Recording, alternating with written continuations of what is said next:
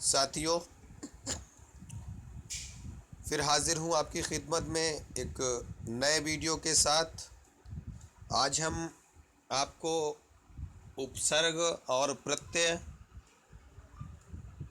यानी कि साबिक़ा और लाहिक़ा पर बात करेंगे। जिस तरीके से आप लोग हमारे वीडियोस देख रहे हैं और कमेंट बॉक्स में लिख रहे हैं कि आप हिंदी को जोड़कर ही पढ़ाएं क्योंकि ज़्यादा अच्छी तरीके से समझ में आता है, तो आपकी बातों को जहन में रखते हुए, आपके मशवरे को मानते हुए आज मैं फिर एक नए टॉपिक पर आपको समझाने की कोशिश करेंगे कि उपसर्ग और प्रत्यय यानी कि साबिक़ा और लाहिक़ा क्या होता है, इसकी परिभाषा बताएंगे आपको। हम पहले उर्दू में इसका बताएंगे और फिर उसके बाद हिंदी में बताएंगे। इसीलिए मैंने इसका जो शीर्षक रखा है वो सीटेट और यूपीटेट उपसर्ग और प्रत्यय उर्दू और हिंदी दोनों भाषाओं के लिए है। यानी कि जब मैं उर्दू को पहले बताकर आपको हिंदी से जोड़ने की कोशिश करूँगा तो अगर आपको वहाँ पर इम्तहान में उर्दू का ध्यान आता है तो आपका हिंदी आसानी से हो जाएगा, और अगर आप कहीं से कंफ्यूज हो रहे हैं तो आपको जब हिंदी का मालूम होगा तो आप उसका उर्दू का भी आसानी से जवाब हल कर देंगे। ज़्यादा इसमें मैं सवालात नहीं देंगे, कुछ सवाल हम बताएंगे। एक तरीका आपको समझाने की कोशिश करूँगा कि क्या पहले जुड़ता है क्या बाद में जुड़ता है, क्योंकि जब इम्तहान आप देने बैठते हैं तो लगता है कि नहीं, तो उसमें आप कन्फ्यूजन में गलत कर जाते हैं। तो एक ट्रिक के माध्यम से उसके ज़रिए हम आपको ये बता रहे हैं कि उपसर्ग और प्रत्यय जो कि हिंदी और उर्दू दोनों के लिए बहुत अनिवार्य है, और कहीं ना कहीं से मैंने देखा है कभी 2 से 3 सवाल तक इसके पूछ लिए जाते हैं, और हिंदी में तो अक्सर 2 सवाल इसके आते हैं उपसर्ग और प्रत्यय के। ठीक है, जबकि उस ये तो अनिवार्य है हिंदी में एक उपसर्ग और एक प्रत्यय के आना। बस बहुत आसान होते हैं, आपको तरीका मालूम होना चाहिए कि उपसर्ग पहले है या प्रत्यय पहले है। तो इसी पर आज हम आप लोगों से बात करेंगे। जिस तरीके से आप लोग हमारे वीडियो को देख रहे हैं उसके लिए बहुत आपका शुक्रिया। और जो हमारे बाकी हिंदू भाई भी हमारे इस चैनल से जुड़े हुए हैं, क्योंकि उर्दू भाषा किसी एक जाति के लिए नहीं बनी है, तो बहुत ही अच्छा लगता है कि सभी हमारे देश के साथी इसको पढ़ने के में रुचि ले रहे हैं, शौक़ है उनको, तो उनका मैं बहुत शुक्रगुज़ार हूँ। राय साहब एक है जो हमारे वीडियो बहुत देख रहे हैं और तारीफ़ भी माशाल्लाह उन्होंने बहुत की है। शायद मैं इस तारीफ़ के काबिल नहीं हूँ, क्योंकि बहुत ही इल्म की हमें भी ज़रूरत है। आप लोगों के साथ शेयर करते हैं तो उससे हमारा इल्म में इजाफ़ा हो रहा है, बढ़ोतरी हो रही है, और उम्मीद करता हूँ कि आप लोगों के लिए भी ये फ़ायदेमंद हो। तो ये पहला उन साथियों से कहना चाहूँगा जो मेरा पहली बार ये वीडियो देख रहे हैं। बार बार ये शिकायत आ रही है कि हम सारे वीडियो नहीं देख पा रहे हैं, तो आपको बताना चाहूँगा जब तक आप चैनल को सब्सक्राइब नहीं कर लेंगे तब तक आपको दिक्कत ऐसे होगी। तो आप हमारे चैनल को सब्सक्राइब करिए और उसका बेल वाला आइकन आप पुश कर दीजिए, और जैसे ही होम पेज आएगा आपको वीडियो की पूरी लिस्ट आपको मिल जाएगी। तो अभी तक जो साथी हमारे वीडियोस देख रहे हैं और चैनल को सब्सक्राइब नहीं किया है उनसे गुजारिश है कि हमारे चैनल को ज़रूर से ज़रूर सब्सक्राइब करें, क्योंकि जितनी ज़्यादा तादाद होगी उतना ज़्यादा मैं टाइम निकाल कर ज़्यादा से ज़्यादा वीडियो शेयर करने की कोशिश करूँगा। अब आइए शुरू करते हैं सीटेट यूपीटेट उपसर्ग पर उर्दू और हिंदी दोनों भाषा के लिए साबिक़ा और लाहिक़ा। तो इसमें हम सबसे पहले आपको साबिक़ा के बारे में उर्दू में बताएंगे, क्योंकि हमारा मेन जो उद्देश्य है वो उर्दू पढ़ाना है, लेकिन आपको याददाश्त रहे तो उसके लिए हम इसको हिंदी से भी जोड़ते हुए पढ़ा रहे हैं। तो साबिक़ा के इसकी तारीफ़ देख लें, यानी कि परिभाषा। तारीफ़ कहते हैं परिभाषा को। साबिक़ा के लफ्ज़ी माने होते हैं पहले आने वाला, यानी कि जो शब्द में पहले आता है। हिंदी की तरह उर्दू में भी लफ्ज़ से पहले साबिक़े जोड़कर मुरक्किब अल्फाज बनाए जाते हैं, यानी संयुक्त शब्द बनाए जाते हैं। मुरक्किब माने संयुक्त। तो कभी कभी ये पूछ लिया जाएगा संयुक्त अक्षर कौन सा है, संयुक्त शब्द कौन से हैं। ठीक है, तो इसको भी आप ध्यान रखिएगा। तो उर्दू में मुरक्किब लफ्ज़ पूछा जाएगा।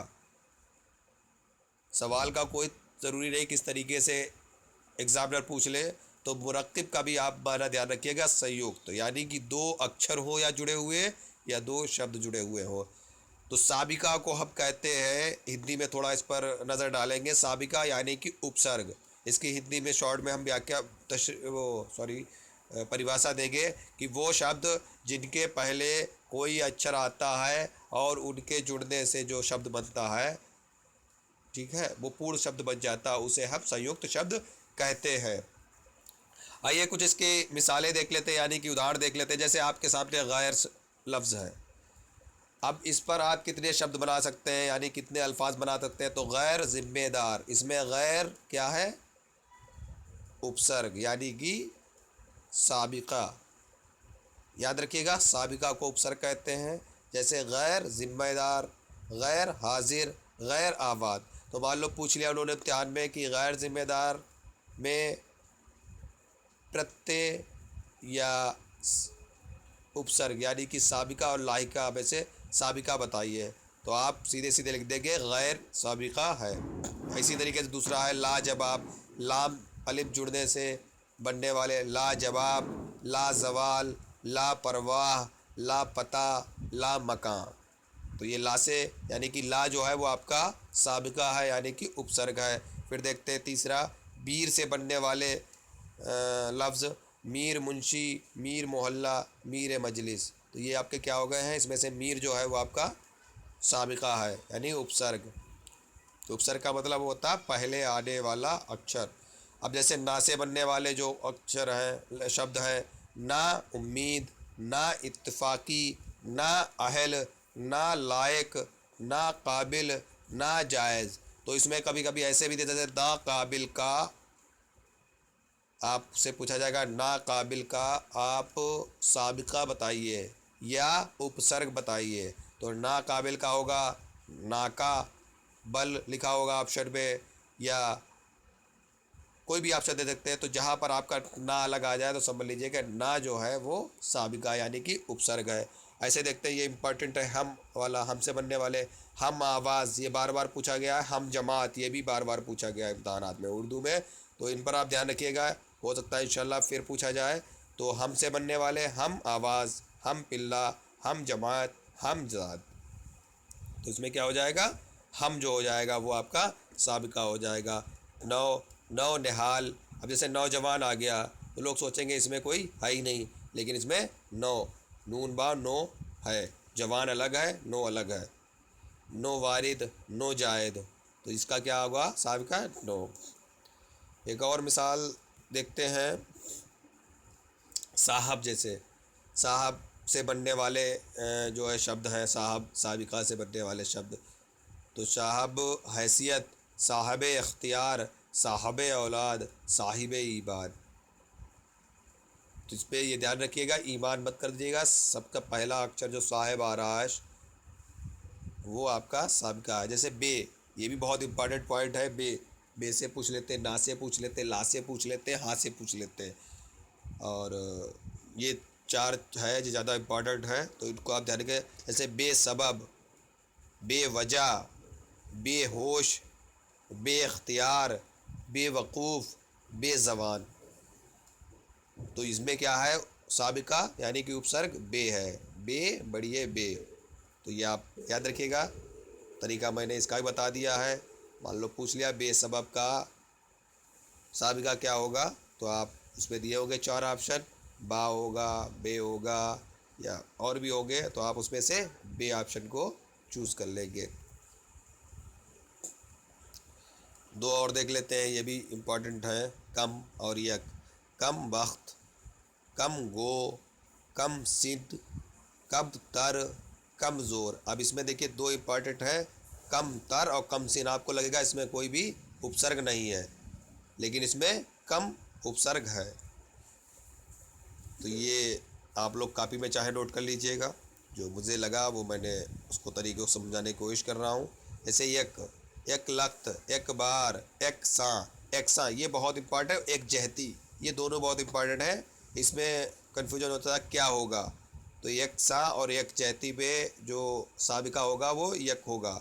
तो इसको आप अपनी कॉपी में नोट कर लीजिएगा। तो ये था हमारा उर्दू का।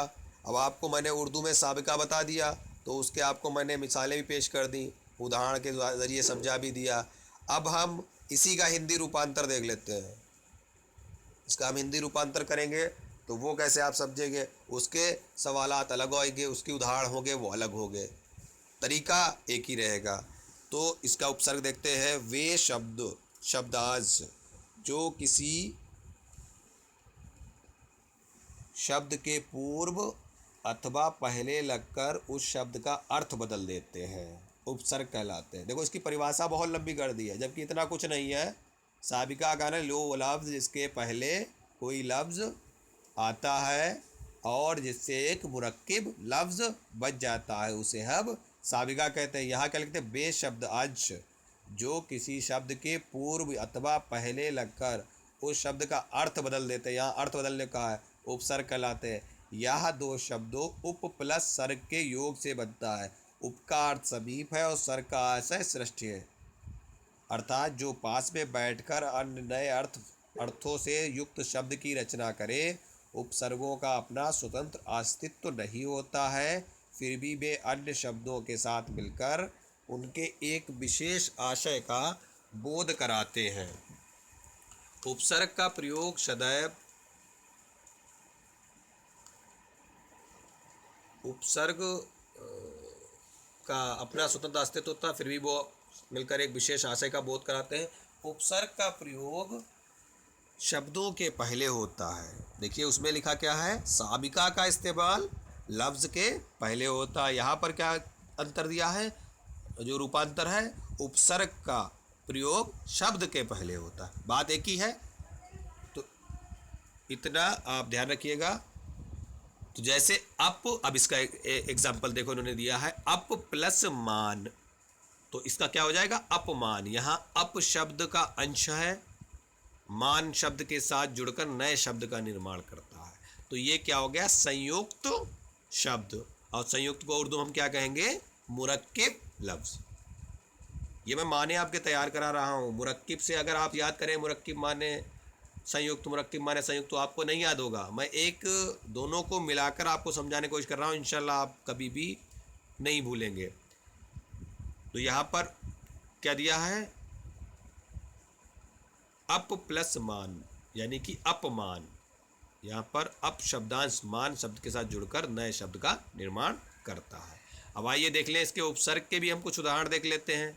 अब उपसर्ग क्या, हम आपको सबसे पहले उर्दू वाले शब्दों को लेके आएंगे। हिंदी में उर्दू जो है उपसर्ग आ जाते हैं। ये उर्दू के ही कुछ उदाहरण हैं जो मैं आपको समझाऊंगा। मैंने अभी कम का पढ़वाया था आपको, कम वक्त, कमज़ोर, तो ये बताया था। अब देखिए इसमें आ गया, कम का होता है थोड़ा अर्थ या हीन। अब देखिए कमज़ोर, कम कीमत, कम अकल, कम सिन, कम वक्त, कम उम्र, कम खर्च। हिंदी में भी आपका आ रहा है और उर्दू भी आपका इससे तैयार हो। सिर्फ आपको कमज़ोर लिखना, काफ मीम जे वाव रे। कम कीमत, काफ मीम काफ ये मीम ते। सिर्फ इसको हिंदी उर्दू में रूपांतरित करना, आपके दोनों तैयार हो रहे हैं। हिंदी भी तैयार हो रहा है आपका, उर्दू भी तैयार हो रहा है।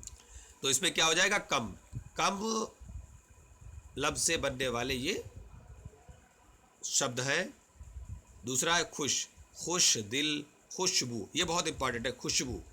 इसमें खू कर देते हैं लोग, ये ध्यान रखिएगा। खुशबू में ज़्यादातर पूछा जाता है तो वो लोग कर देते हैं खू शबू, तो ये ज़्यादातर गलत हो। तो ये बहुत इंपॉर्टेंट है, ये बार बार पूछा जाए। खुश मिजाज, खुश खबरी, खुश नसीब, खुश किस्मत। तो इसका क्या हो जाएगा, उपसर्ग यानी कि साबिका खुश हो जाएगा। अब गैर, गैर माने भिन्न। अब देखिए ये भी उर्दू के ही है। अब गैर हाजिर, गैर सरकारी, गैर कानूनी, गैर जिम्मेदारी। तो ये आपका ऐसा वीडियो है जो आपके दोनों लैंग्वेज की तैयारी कराएगा। और दोनों को मिक्स पढ़ाने से आप अगर उर्दू में भूल रहे हैं और अगर हिंदी आपको याद आ रहा है तो आप आसानी से उर्दू में भी याद कर सकते हैं, क्योंकि पेपर की टाइमिंग एक ही होगी, एक ही साथ दोनों पूछे जाएंगे दोनों। तो आप इधर से उधर पेपर को चेंज करके देख भी सकते हैं अगर कन्फ्यूजन हो रहा है। और ये मान के चलिए हिंदी में 2 अनिवार्य रूप से आने हैं, ये 2 नंबर आपके पक्के हैं। हिंदी में अनिवार्य रूप से 2 आते हैं, उर्दू में भी 2 इसके आ जाते हैं। हमने तो देखा है 4 सवालात तक आए हैं उर्दू में, और मैंने उनको अपलोड भी किया है वीडियो। बाकी वीडियो में अगर आपने मेरे बाकी वीडियो नहीं देखे हैं तो आप वो भी वीडियो देखिएगा। अब इसके कुछ हम हिंदी वाले देख लेते हैं, आइए, क्योंकि हिंदी ये हमारा थोड़ा प्रिंट में दिक्कत हो गई, तो मैं इसको ज़रा समझाने की कोशिश करूँगा। मतलब अब जैसे आपको शब्द दे दिए गए हैं तो आप कैसे पहचानेंगे कि क्या है।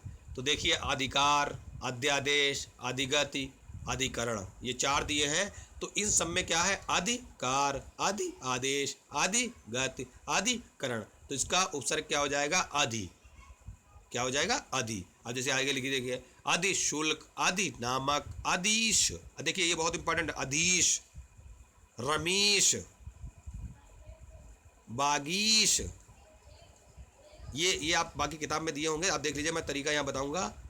तो इनका देख लिए, अधिवक्ता, तो इनमें सब में भी क्या है, अधि, अधि, ईश, ईश होगा। लेकिन ये बहुत इंपॉर्टेंट है, इसको आप हिंदी के लिए भी हाईलाइट कर लीजिए, और इसी के आधार पे बहुत से दिए होंगे, ज़्यादातर यही पूछते हैं, ईश और ई वाला।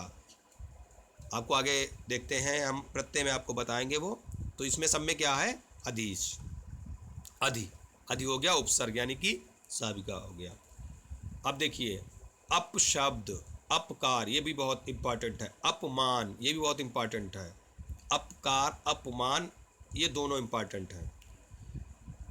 अब इसमें देखिए, अपशब्द, अपकार, अपमान, अपवाद, अपहरण। ठीक है। अब देखिए आगे, देखिए, अपकर्म, अपकीर्ति, ये अपकीर्ति है, ये भी बहुत इंपॉर्टेंट है, कई पेपरों में आया है ये। इसका आप नोट कर लीजिएगा कॉपी में, इसको जहन में रखिएगा। अपयश, ये भी बहुत आया, और अपव्यय, ये भी कई बार इम्तहानात, बाकी इम्तहानातों में बहुत पूछा गया है, परीक्षा में पूछा गया है। तो ये 4-5 इसमें से दिए हैं, ये बहुत इंपॉर्टेंट है, इनके ज़रिए आप दूसरे सवाल भी हल कर सकते हैं। तो इन सब में क्या है, अपशब्द है, जो उपसर्ग कहलाता है। अब ये तो हमने आपको पढ़ाया उपसर्ग यानी कि साबिका। फिर मैं आपको एक बार शॉर्ट में बताना चाहूँगा, उपसर्ग यानी कि जो शब्दांश दूसरे शब्द से पहले लगकर माने को बदल देता है, यानी कि अर्थ को बदल देता है, उसे हम उपसर्ग कहते हैं। जैसे अपमान,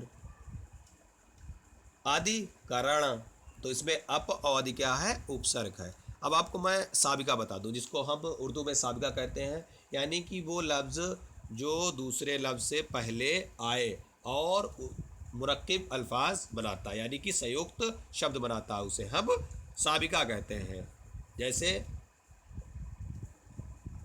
हमने बताया था आपको, कम ज़ोर, ना इंसाफ़ी, तो इनमें क्या है, कम है और ना है, ये क्या है, ये आपके साबिका हैं। उम्मीद करता हूँ कि उपसर्ग का आपको हिंदी और उर्दू का आसानी से समझ में आ गया होगा। बाकी किताबों में एग्ज़ाम्पल दिए हुए हैं, सिर्फ तरीका मालूम होना चाहिए। आप रटकर कोई इम्तहान नहीं निकाल सकते। अगर आपको तरीका मालूम है तो आप कोई भी शब्द है उसको टुकड़े कर कर आप उसमें से उपसर्ग या साबिका को अच्छी तरीके से छाट कर सही जवाब दे सकते हैं। अब आ जाते हैं हम उपसर्ग के बाद बचता है प्रत्यय। प्रत्यय को उर्दू में हम कहते हैं लाहिका। लाहिका के लफ्ज़ माने हैं बाद में आने वाला। एक बात और बताऊंगा, बहुत छोटी सी तरकीब है, ये हमेशा विरोधी होते हैं। उपसर्ग का विरोधी प्रत्यय और साबिका का विरोधी मतलब मुतजाद जो है वो लाहिका है। समझ में आ गया होगा। तो जब उसमें पहले लगता है तो उसको हम उपसर्ग और साबिका कह देते हैं, यानी कि प्रत्यय में जो आखिर में यानी में अंत वल में लगने वाले लफ्ज़ या शब्दांश को हम प्रत्यय या लाहिका कहेंगे। ये आप तुलनात्मक एक टिप्पणी मैंने कर दी है, उसके ज़रिए आप अच्छी तरीके से भी समझ सकते हैं। तो बाद में आने वाला, उर्दू में कसीर यानी ज़्यादातर संख्या में ऐसे अल्फाज हैं जिनके आखिर में लाहिका लगाकर उन्हें इस्म सिफत बनाया जाता है। अब इस्म सिफत पर भी मैं वीडियो बना चुका हूँ। ये आपके लिए जो मैंने वीडियो बनाए हैं आपकी हिंदी और उर्दू के 15-15-30 को सवालात क्लियर करेंगे, यानी कि आपको 30 नंबर देंगे और 90 में 30 लाना खाली 10 वीडियो 12 वीडियो देखने से मैं तो समझता हूँ किताबें लोग रट लेते हैं, लेकिन अगर मेरे आपने ये 12 जो 13 वीडियो अपलोड किए हैं, अगर आप इनको देख सकते हैं तो दोनों लैंग्वेज की गारंटी लेता हूँ कि आपके 30 सवालात आपके सही होंगे, अगर आपने अच्छी तरीके से समझा होगा, अपनी कॉपी में नोट किया होगा। आपको एग्जाम्पल सिर्फ देखने हैं, अभ्यास करना है, बश करना है, बाकी कोई दिक्कत नहीं होगी। इंशाल्लाह आप 30 नंबर दोनों लैंग्वेज में लाएंगे। इसीलिए मैंने दोनों में ही पढ़ाने की कोशिश की है, और ये सब मैं अपने तजुर्बे पर ही आपको बता रहा हूँ। तो सिफ्त यानी कि विशेषण, सिफ्त माने विशेषण होता है, इस माने संज्ञा है, संज्ञा विशेषण बनाया जा सकता है। इसकी मिसालें कौन कौन सी हैं, तो आइए देखते हैं मिसालें यानी कि उदाहरण। अब देखिए इसमें लिखा है बाज, बाज से बनने वाले प्रत्यय यानी के लाहिका, तो क्या होगा, बाज पहले नहीं लगेगा, आखिर में लगेगा। तो जैसे पाक बाज, चाल बाज, कबूतर बाज, रास्त बाज, निशाने बाज, तो ये क्या हो गए आपके, ये मिलकर एक शब्द बना दिया। तो क्या हो गया, इसमें लगने वाला जो अंत में यानी कि आखिर में लगने वाला जो लफ्ज़ है वो लाहिका कहते हैं, यानी कि उसको प्रत्यय कहते हैं। अब आ गया आपके सामने, मान लो लिख के आ गया, कबूतरबाज का जो है लाहिका यानी कि प्रत्यय क्या होगा, तो उसमें दिया होगा कबू तरबाज, कबू दिया होगा, तरबाज दिया होगा, बाज दिया होगा। तो आपको क्या करना है, कबू नहीं करना है, आपको वाज करना है, जो कि बाज आपका लाहिका है। अब देखिए बान, बान किन अल्फाजों में लगता है, दर बान, बाग बान, मेज बान, पास बान, बहर बान। इसका इंपॉर्टेंट है बहर बान और बागे बान, इनमें ज़्यादातर कन्फ्यूज़न होता है, तो इसमें आप लोग बान आखिर का अंत का ही ध्यान रखिएगा। अब आइए देखते हैं वक्ष, मिसरत वक्ष, हौसला वक्ष, फरहात वक्ष। अब इसमें ये भी पूछा जा सकता है, मसरत वक्ष में जो है लाहिका क्या होगा, तो आप जो है उसमें दिया होगा मसरत दिया होगा, बख्श दिया होगा, और भी टुकड़े में जो भी बोल सकते हैं, तो इसमें से आपको वक्ष का ही सही ऑप्शन लगाना है। तो आइए देखते हैं फिर आगे लाहिका के ऐसे निगार, ये भी बहुत इम्पॉर्टेंट है, क्योंकि ये आपके सिनफ़ों से दिया हुआ है कि जो नसरी और नज़मी इसनाफ़ हैं उन पर दिया गया, उनको क्या कहते हैं। तो निगार यानी कि जैसे दे दिया नाविल निगार, नज़्म निगार, मजमून निगार, अफसाना निगार, तो इसमें से जो साबिका वो लाहिका होगा आपका वो निगार होगा। अब देखिए जल्दी देखते हैं, लंबा वीडियो होता जा रहा है, कुछ साथियों को दिक्कत होती है, ज़्यादा लंबा वीडियो देखने में उन्हें दिक्कत होती है, तो माजरत चाहता हूँ, कोशिश कर रहा हूँ, लेकिन समझाना एक ज़रूरी है, इसलिए बात भी करना ज़रूरी है। जैसे नुमा है, बदनुमा, कुतुबनुमा, खुशनुमा, रूनुमा, रहनुमा, इसमें आप जो है खुशनुमा और रहनुमा इंपॉर्टेंट हैं, इनको आप अपनी कॉपी में नोट कर लीजिएगा। अगला देखते हैं नवेश, ख़त नवेश, अखबार नवेश, खुश नवेश, मजमून नवेश, नकल नवेश। तो इसमें आपका ख़त नवेश जो है, ख़त नवीश ये आपका जो है वो इम्पॉर्टेंट है, और खुश नवीस ये भी इम्पॉर्टेंट है। तो अगर इसका उल्टा भी पूछ लें, खुश नवीस का आपका जो है वो उपसर्ग क्या होगा, यानी कि साबिका क्या होगा, तो उसमें खुश हो जाएगा, ये ध्यान रखिएगा। इन्हीं से आपके उपसर्ग भी बन जाएंगे, यानी कि साबिका भी बन जाएंगे।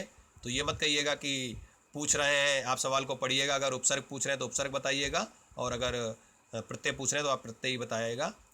ये देख लीजिएगा, रटिएगा मत, बात को समझिएगा। याब जैसे लिखा है तो काम याब, ये बहुत पूछा जाता है। दस्त याब और कम याब, ये तीनों बहुत इंपॉर्टेंट हैं, इनमें सब में याब आखिर में लगा होता है। पायाब, फतेयाब, ये तो कुछ इम्पॉर्टेंट आपके लिए हैं।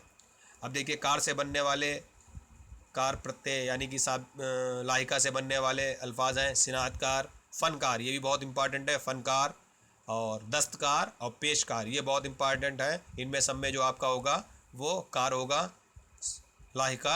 अब ये घर से भी कई इंपॉर्टेंट बनते हैं, जैसे जादूगर, कारीगर, चारागर, नूहगर, वाजीगर, सितमगर। तो इसमें सितमगर, नूहगर, चारागार, ये बहुत इंपॉर्टेंट है। और हाँ, जादूगर भी है। ये 4 बहुत इंपॉर्टेंट, इनको ध्यान रखिएगा। अब देखते हैं गो, कम गो, दास्तान गो, नात गो, मरसिया गो, नज़्म गो, गज़ल गो।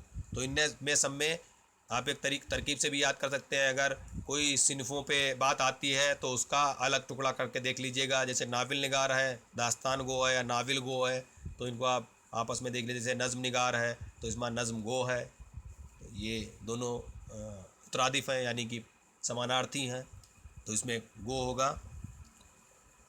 अब हम हिंदी से आपको जोड़ने की कोशिश करेंगे ताकि आपको समझ में आ जाए। तो प्रत्यय यानी कि लाहिका, क्या कहते हैं, लाहिका को कहते हैं प्रत्यय। वे शब्दांश या पद जो किसी शब्द के साथ जुड़कर उसमें एक विशेषता ला देते हैं, प्रत्यय कहलाते हैं। प्रत्यय उपसर्ग की तरह अभिकारी शब्दांश है, परंतु ये शब्दों के उपरांत जोड़े जाते हैं। मतलब बिल्कुल परिभाषाएं सेम हैं, बस ये है एक दूसरे के अपोजिट है। उसमें पहले वाला अक्षर लगता है और इसमें प्रत्यय में आखिर वाला अक्षर शब्द जो अच होता है वो लगता है। जैसे तैर शब्द में आग लगा देने से क्या बन जाता है, तैर प्लस आग, तैराक शब्द बन जाता है। तो यहाँ प्रत्यय क्या होगा, आग होगा। आइए इसके कुछ उदाहरण देख लेते हैं। जैसे आई, जो इंपॉर्टेंट है वो मैं आपको बताने की कोशिश करूँगा, समझाने की कोशिश करूँगा। बाकी किताबों में आप लोग पढ़ ही रहे होंगे, हिंदी में सभी साथियों ने किताबें भी ले ली है। बार बार आप लोग सिलेबस के लिए बात कर रहे हैं, तो सिलेबस के लिए मैंने जो अध्ययन किया है तो उसमें आपकी जो ग्रामर मैंने वीडियो बनाए हैं, जमा, वाहिद, इस्म, मफूल, वो हैं। एराब आपका रह गया है पढ़ाने को, और कुछ इक़्तिबास हैं, उनको भी आपको मैंने बता दिया है, वो भी आपके लिए है। इक़्तिबास भी आएगा 5 सवालात का, और इंशाल्लाह नोटिफिकेशन जैसे जारी होगा तो उसका सुन रहे हैं कुछ पैटर्न चेंज होने वाला है, इसलिए मैं सिलेबस अपलोड नहीं कर रहा हूँ। इसलिए मैंने ग्रामर का ही सिलेबस अपलोड कर दिया है। लिटरेचर के लिए आपको मेरे बाकी सारे वीडियो देखने पड़ेंगे, क्योंकि बेसिक सवालात पर बने हैं। अगर आप लोग वो वीडियो नहीं देखेंगे तो आपका लिटरेचर बहुत ही कम जाएगा। तो आप एक बार जो उर्दू लिटरेचर पर इंपॉर्टेंट सवाल है उस पर लगभग 7-8 वीडियो बने हैं, उनको ज़रूर एक बार देख लीजिएगा। आपको उनसे अंदाज़ा भी लग जाएगा ये सवाल आ सकते हैं। जब आपको अच्छा लगेगा, क्योंकि आप लोग भी एक बार कई बार एग्ज़ाम दे चुके होंगे, तो आपको सही लगता है तो आप हमारे वीडियो को ज़रूर शेयर करिए, लाइक करिए। अगर नहीं लगता है तो आप अनलाइक भी कर सकते हैं, ये आपके ऊपर है। तो आई शब्द से बनने वाले जो शब्द हैं, जैसे पंडित प्लस आई, चतुर प्लस आई, भला प्लस आई, अच्छा प्लस आई, तो इसमें सब में आई आएगा। तो इसका भलाई बहुत इम्पॉर्टेंट है, इसको ध्यान रखिएगा। अब आनी शब्द से बनने वाला है पंडित प्लस आनी, नौकर प्लस आनी, देवर प्लस आनी, जेठ प्लस आनी। तो जेठानी वाला भी आपका आ सकता है। अब आर से बनने वाले हैं, जैसे सुनार, लुहार, कुम्हार, कुम्हार। आरी, जैसे जु आरी, पुजारी, भिख आरी।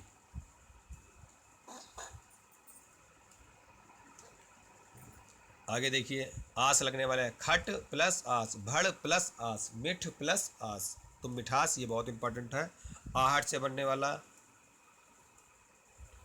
शब्द है गरम प्लस आहट, चिकन प्लस आहट, कड़वा प्लस आहट, इक, ये बहुत इंपॉर्टेंट है, इक, ये बार बार पूछा जाता है। दै प्लस इक, नैत प्लस इक, वैद प्लस इक, साहित्य प्लस इक, साहित्यिक वाला ये बहुत इंपॉर्टेंट है। दैनिक वाला बहुत इंपॉर्टेंट है। और धार्मिक। अगला देखिए, इन से बनने वाला पुजारिन, कहारिन, सुनारिन, लोहारिन, लोहारिन। या, ये इक और या और आपका ये है आई, ये बहुत इंपॉर्टेंट है, यही बार बार पूछे जाते हैं। और एक है ई बड़ी और या से बनने वाले हैं। तो या, चुटिया, रसोईया, आड़तिया, बिटिया, पमैया, डिबिया, ये डिबिया बहुत इंपॉर्टेंट, कई बार पूछा गया है। खटिया, लठिया, दखिया, दुखिया होगा, ये इसमें प्रिंट सही नहीं आया है। तो ये मैंने आपको बताया, इन, या, इक, आहट और आई, यानी कि ये एक दो छोड़ के, जैसे आर, आनी, इनको छोड़ के, नहीं आर भी इम्पॉर्टेंट है, आनी और आरी को छोड़ के बाकी सब इम्पॉर्टेंट है, ये बार बार पूछे गए हैं बाकी बता रहा तो मैं। आना पे देखते हैं, साल, सालाना, बेहरताना, शुक्र आना, इंदा, जिंदा, आ इंदा, इश, फरमाइश, कोश इश, आजमा इश, ईना कमीना, महीना, दान से कलम दान, पीक दान, इत्र दान, ये आपके जो है उर्दू में भी जाएंगे। तो ये था हमारा आपका उपसर्ग और प्रत्यय यानी कि साबिका और लाहिका पर एक वीडियो जो हिंदी के माध्यम से आपको बताया गया। इसका आप लोग अच्छी तरीके से समझने की कोशिश करिएगा। रटने से कुछ समझ में नहीं आएगा, क्योंकि ये ज़रूरी नहीं होता कि जो सवाल या जो मिसालें दी जाती हैं वही सेम की सेम आपके सवाल में होगी, उनमें चेंजिंग होगी। लेकिन हाँ, ये वादा करता हूँ तरीका यही होता है। अगर आपने ये हमारा वीडियो अच्छी तरीके से तैयार कर लिया तो इंशाल्लाह आपके 4 नंबर से 8 नंबर, 4 तो कंपलसरी है, आना ही आना है, और अगर सवालात ज़्यादा पूछ ले तो आपके 8 नंबर इनसे आ जाएंगे। क्योंकि दो यानी कि उपसर्ग का एक आता है, प्रत्यय का एक सवाल आता है हिंदी में, अनिवार्य है, उसके बिना पेपर कंप्लीट नहीं होता। उसी तरीके साबिका और लाहिका उर्दू में भी अनिवार्य है, लेकिन उर्दू में थोड़ा वो दिक्कत करते हैं, कभी कभी तारीफ पूछ लेते हैं, प्रत्यय उसमें हिंदी में भी तारीफ पूछ सकते हैं। तो ये था आपके लिए, आप लोग अपनी तैयारी कर लीजिएगा। मैं देखता हूँ वीडियो को लाइक बहुत कम लोग कर रहे हैं, तो उम्मीद करता हूँ कि इस वीडियो को आप ज़्यादा से ज़्यादा लाइक करेंगे, क्योंकि इस वीडियो को लाइक को देखकर ही मैं और भी अच्छी तरीके से वीडियो बनाने की कोशिश करूँगा। तो अगर आपको ये मेरा हिंदी और उर्दू दोनों भाषा के लिए जो बनाया गया वीडियो पसंद आता है तो कमेंट बॉक्स में ज़रूर लिखें। अल्लाह हाफिज़।